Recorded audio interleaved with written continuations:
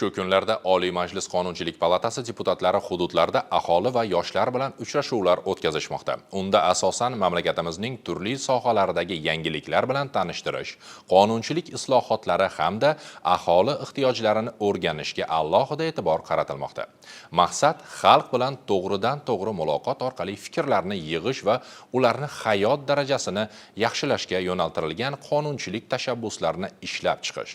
Oliy Majlis Qonunchilik palatasi deputatlari ayni kunlarda hududlarda bo'lib, saylovchilar bilan uchrashish barobarida tibbiyot muassasalari faoliyatini ham o'rganmoqda. Xususan, Adolat sotsial-demokratik partiyasidan saylangan deputatlar Gulnora Abduvohidova va Mavluda Adhamjonovalar Andijon shahridagi Respublika ixtisoslashtirilgan onkologiya va radiologiya ilmiy amaliy tibbiyot markazi Andijon filiali faoliyati bilan yaqindan tanishdilar.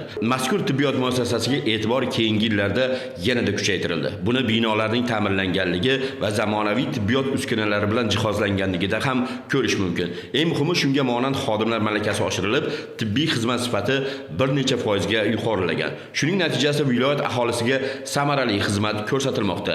Jumladan, xavfli o'simtalarni davolashda ham endi muammoga o'rin yo'q. Ayni shu vazifani bajaradigan yangi dastgoh jamoa uchun katta imkoniyat bo'ldi. Tez kunda bu apparat ham ishga tushiriladi. Deputatlar boshchiligidagi ishchi guruh a'zolari o'rganish jarayonida onkologik kasalliklarga chalingan bemorlar bilan ishlash o'zgacha mas'uliyat talab etishini kuzatdilar. Davolanayotganlar bilan birma-bir suhbatlashilib, ularning shifokorlardan mamnunligiga ishonch hosil qildilar. Adolat sotsial-demokratik partiyasi a'zolari shifoxonamizga tashrif buyurishib, 3-jarrohlik bo'limi, onkologik bo'limi bemorlardan xabar olishdi. Biz ham tibbiyotni rivojlanishi uchun, yana oldinga yurishga samara berishi uchun biz o'z takliflarimizni kiritdik. Ishchi guruh tarkibida Qonunchilik palatasi deputatlari borligi ham bizni yana ham shukuhlantirdi. Bular bizga kerakli masalalarda yordam berishlariga ishonamiz. Shifoxonada erishilayotgan yutuqlar bilan bir vaqtda ayrim muammolar ham yo'q emas.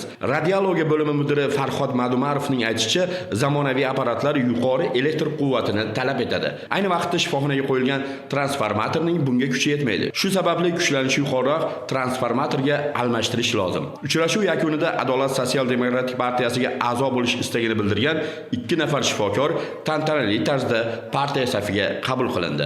Deputatlarning keyingi manzili Andijon davlat universiteti bo'ldi. Unda partiyaning saylovoldi dasturida ilgari surilgan g'oyalar va qonunchiligimizga kiritilgan o'zgarishlar, O'zbekiston 2030 strategiyasini 2025-yil atrof muhitni asrash va yashil iqtisodiyot yilida amalga oshirish bo'yicha davlat dasturi to'g'risida atroflicha tushuncha berdilar. Adolat sotsial-demokratik partiyasining o'z saylovoldi dasturlarimizda bugun yoshlarning bilimini oshirish, ularga sharoit yaratish, iqtidorlarni ko'rsatish maqsadida bir qator g'oyalar ilgari surilgan.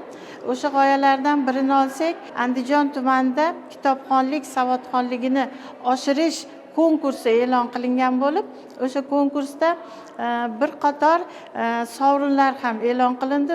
Bu nimani beradi? Bu yoshlarni motivatsiyaga, ularni o'zini ustida ishlashga, ilmini oshirishga juda katta motivatsiya beradi. Partiya faollari va deputatlar bu borada belgilangan vazifalar ijrosini jamoatchilik nazorati tartibida o'rganish bilan birga fuqarolarga keng tushuncha berib bormoqda. Bugun yoshlar masalasi yanada dolzarb vazifaga aylandi. Yaqinda davlatimiz rahbarining yoshlar bilan uchrashuvi va unda belgilangan vazifalar kelajak avlod uchun katta imkoniyatlar eshigini ochdi. Ulardan talab etiladigani mana shu yaratilgan qulaylikdan samarali foydalanishlari zarur ekanligini qayta ta'kidladilar. Xalq vakillarining shijoati, yoshlarga bag'ishlangan ishtiyoqi ularni ruhlantirib yubordi. Shu yerning o'zida talabalardan 500 nafari partiyaga a'zo bo'lish istagini bildirdi. Ularga partiyaning a'zolik guvohnomalari topshirildi. Deputatlarimiz biz bilan uchrashuvlar o'tkazdilar. Unda yurtboshimizning yoshlar bilan o'tkazgan ochiq muloqotlari, uchrashuvlari, video selektorlari hamda bizga ko'rsatgan g'amxo'rliklari va barcha yaratib bergan shart-sharoitlari muhokama qilindi. Va bizni ham huquqiy savodxonliklarimizni oshirish uchun alohida savollar, muzokaralar o'tkazildi. Biz ham mana shunday uchrashuvlar tashkil etilgandan juda ham xursandmiz va bunday davra suhbatlari ko'p bora takrorlanib turishini tarafdorimiz.